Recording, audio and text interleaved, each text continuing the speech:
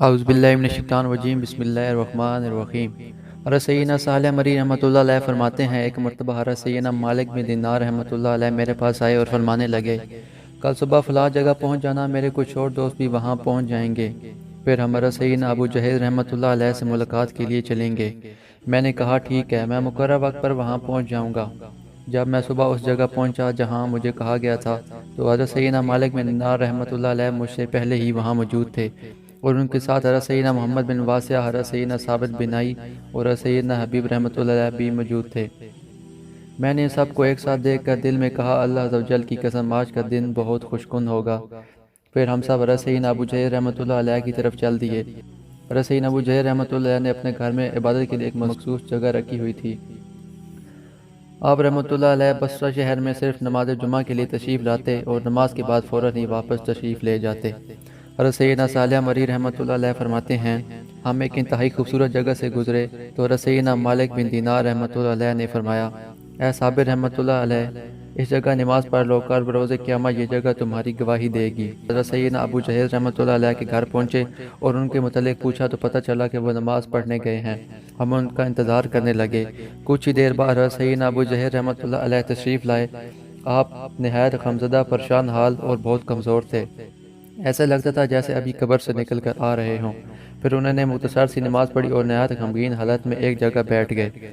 ان سے مصافحہ کرنے کے لیے سب سے پہلے حضرت سیدنا محمد بن واسع رحمۃ اللہ علیہ گئے اور انہوں نے سلام کیا۔ آپ رحمۃ اللہ علیہ نے جواب دیا اور پوچھا، تم کون ہو؟ میں تمہاری آواز نہیں پہچان پایا۔ حضرت سیدنا محمد بن واسع رحمۃ اللہ علیہ نے عرض کی، میں بصرہ سے آیا ہوں۔ پوچھا، تمہارا نام کیا ہے؟ آپ رحمۃ اللہ علیہ نے جواب دیا، میرا نام محمد بن واسع ہے۔ یہ سن کر فرمانے لگے، مرحبا مرحبا، کیا تم ہی محمد بن واسع ہو جن کے متعلق بصرہ والے یہ کہتے ہیں کہ سب سے زیادہ فضیلت والے یہی ہیں؟ خوش آمدید، بیٹھ جاؤ۔ پھر حضرت سیدنا ثابت بن نائی رحمۃ اللہ علیہ نے سلام کیا، ان سے بھی پوچھا تو انہوں نے بتایا، میرا نام ثابت بن نائی ہے۔ یہ سن کر فرمانے لگے، مرحبا اے ثابت، کیا تمہارے ہی متعلق لوگوں میں مشہور ہے کہ سب سے زیادہ لمبی نماز پڑھنے والے ثابت بن نائی ہیں؟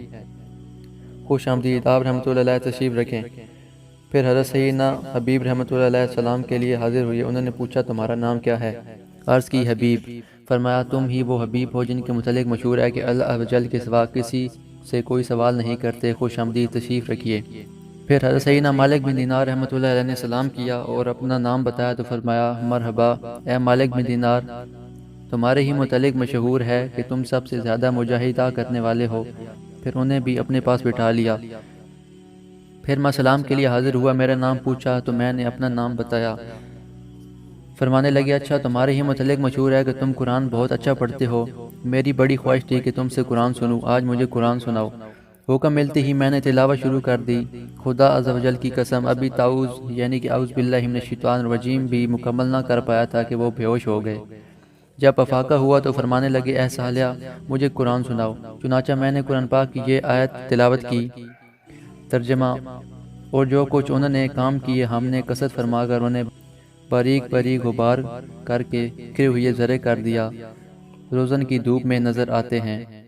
جیسے ہی انہوں نے یہ آیت سنی، ایک چینخ ماری اور پھر ان کے گلے سے عجیب و غریب آوازیں آنے لگی اور تڑپنے لگے۔ جب یکدم ساکت ہو گئے، ہم ان کے قریب پہنچے تو دیکھا کہ ان کی روح قبض عنصری پر پرواز کر چکی تھی۔ ہم نے لوگوں سے پوچھا، کیا ان کے گھر والوں میں سے کوئی موجود ہے؟ لوگوں نے بتایا، ایک بوڑھی عورت ان کی خدمت کرتی ہے۔ جب اس بوڑھی عورت کو بلایا گیا تو اس نے پوچھا، کس طرح ان کا انتقال ہوا؟ ہم نے بتایا، ان کے سامنے قرآن کی ایک آیت پڑھی گئی جنہیں سنتے ہی ان کی روح پرواز ہو گئی۔ اس عورت نے پوچھا، تلاوت کس نے کی تھی؟ شاید حضرت سیدنا صالح قادری رحمۃ اللہ علیہ نے تلاوت کی ہوگی۔ ہم نے کہا، جی ہاں، تلاوت تو حضرت صالح رحمۃ اللہ علیہ نے ہی کی ہے، لیکن تم انہیں کس طرح جانتی ہو؟ کہنے لگی، میں انہیں جانتی تو نہیں، مگر حضرت سیدنا ابو جہل رحمۃ اللہ علیہ اکثر فرمایا کرتے تھے، اگر میرے سامنے حضرت سیدنا صالح رحمۃ اللہ علیہ نے تلاوت کی تو میں ان کی تلاوت سنتے ہی مر جاؤں گا۔ پھر اس عورت نے کہا، خدا عز و جل کی قسم، حضرت صالح رحمۃ اللہ علیہ کی پردرد آواز نے ہمارے حبیب کو قتل کر ڈالا۔ یہ کہہ کر وہ عورت رونے لگی۔ پھر ہم سب نے مل کر حضرت سیدنا ابو جہل رحمۃ اللہ علیہ کی تجہیز تکفین کی۔ خدا عز و جل کی ان پر رحمت اور ان کے صدقے ہماری مغفرت و آمین۔ اگر ویڈیو پسند آئی شیئر کیجیے اور سبسکرائب کرنا نہ بھولیے۔ جزاک اللہ۔